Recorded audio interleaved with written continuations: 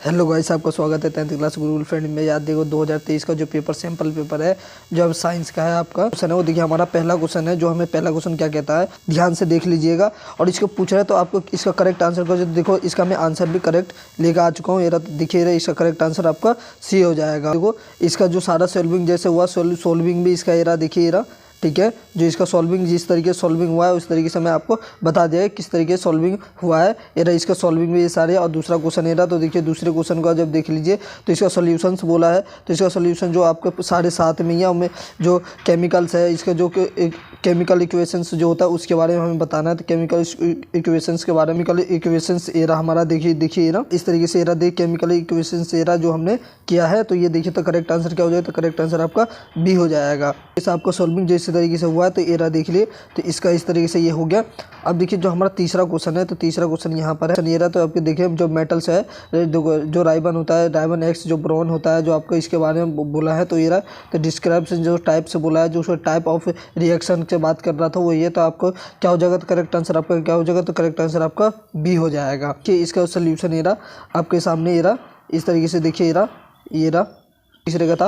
और चौथा क्वेश्चन है ये जो एसिड जो आपका तेजाब है जो उसके एसिड के बाद एसिड प्रेजेंट इन देखो टमाटो जो आपका टमाटर है उसमें कौन सा एसिड होता है कौन सा अम्ल होता है उसके बारे में पूछ रहा था। इसमें कौन सा अम्ल होता है तो आपका करेक्ट आंसर हो जाएगा आपका तो अब करेक्ट आंसर आपका डी हो जाएगा। पांचवा क्वेश्चन है तो पांचवा देखिए तो आपको इसको बताना है। तो ये जगह हाइड्रोक्स के जो आपको बिकॉज इन देखिए तो इसका कौन सा हो जाएगा तब करेक्ट आंसर आपका हो जाएगा बी। तो छठा क्वेश्चन को देख लीजिए the name of the salad जो स्लेट होता है उसके बारे में पूछा। तो रिमूव परमानेंट जो परमानेंट ऑफ वाटर जो उसमें वाटर में होता है तो परमानेंट क्या होता है तो आपको पता है। तो आपको पता है कि आपका करेक्ट आंसर सी हो जाएगा। जो सोडियम होता है कार्बोनेट होता है ये सबके होते हैं हमेशा। तो ये इसका सिंबल ले रहा तो सिंबल भी आप लिख लीजिएगा और ये याद कर लीजिएगा। तो इसका देखिए ये रहा तो सातवें का देखिए ये रहा तो ये देखिए जो इलेक्ट्रॉन के बारे में पूछा तो इलेक्ट्रॉन क्या हो जाएगा तो करेक्ट आंसर आपका सी हो जाएगा। इसी के साथ से देख लीजिए मैं आंसर भी दिखा ही रहा हूँ आपको ठीक है। तो आठवां क्वेश्चन है हमारा आठवां क्वेश्चन यहाँ पर है। तो आठवां क्वेश्चन ये रहा तो देख लीजिए ध्यान से ये रहा से बोलेगा। तो आठवां क्वेश्चन ये रहा देख लीजिए ध्यान से। तो इसका करेक्ट आंसर क्या हो जाएगा तो करेक्ट आंसर आपका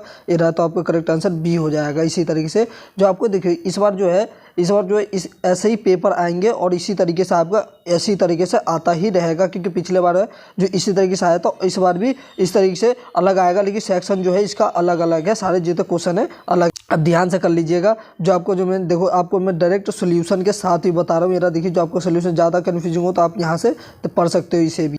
जो नोवा क्वेश्चन एरा देख लीजिए नोवा क्वेश्चन एरा तो कह रहा है opening and the closing of the stomata is due to load to. तो आपका कौन सा हो जाएगा तो करेक्ट आंसर आपका बी हो जाएगा। इसका movement of water in the end out of the ground इस सेल्स जो आपका सेल्स मतलब उसी का आगे बात कर रहा है सेल्स की। अब देखिए जो हमारा है जो 10वां क्वेश्चन है 10वां क्वेश्चन ये रहा हम देख लीजिए ठीक है। 10वां क्वेश्चन ये रहा हो जाएगा तो आपका 10वां क्वेश्चन ये हो जाएगा। तो अब इसको देखिए तो आपको इसको सही से पढ़ लीजिएगा ध्यान से।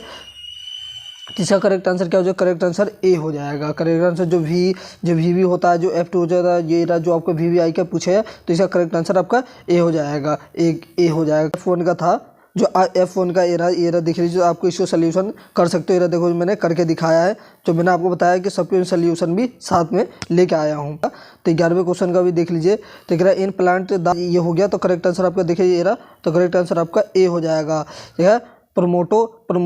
प्रमोट सेल्स डिवीज़न जो प्रमोट सेल्स हो जाए उसके जो कोशिका की बात करता तो जो 12वां क्वेश्चन आपका ये देख लीजिए तो ये इस तरीके से ये रहा ठीक है। 12वां क्वेश्चन इस तरीके से दिया गया हुआ है। तो देखिए करेक्ट आंसर आपका क्या हो जाएगा जो कुंडली होता है कुंडली की बात कर रहा है तो कुंडली आपका ये हो जाता है करेक्ट आंसर ये हो जाएगा। साउथ एंड नॉर्थ ऐसे ही तो कहता है साउथ एंड नॉर्थ आता है पहले।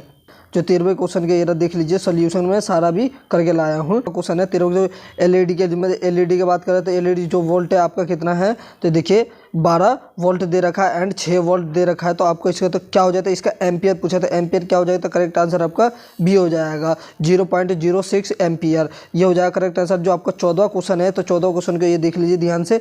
तो करेक्ट आंसर देखिए जो 14वां जो आपको पूछा है तो उसी के कुंडली के बारे में पूछा है। तो कुंडली जो नॉर्थ एंड साउथ के बारे में पूछा है तो जब मैंने आपको बताया था एरा तो देखिए इसका सोल्यूशन जो है सोल्यूशन भी मैंने यहाँ पर दिखा दिया है। तो एरा देख लीजिए करेक्ट आंसर आपका यहाँ पर हो जाएगा। और जो हमारा 15वां क्वेश्चन है तो आइए 15वां क्वेश्चन एरा आपका तरीके से आपका आ जाएगा ठीक है। तो इसको करेक्ट से देख लीजिए ध्यान से पूछे तो आपको क्या हो जाएगा तो किस में हो जाएगा तो आपको देखिए तो क्या हो जाएगा तो बी तो करेक्ट आपको टी हो जाएगा तो 2 टाइम्स ये हो जाएगा।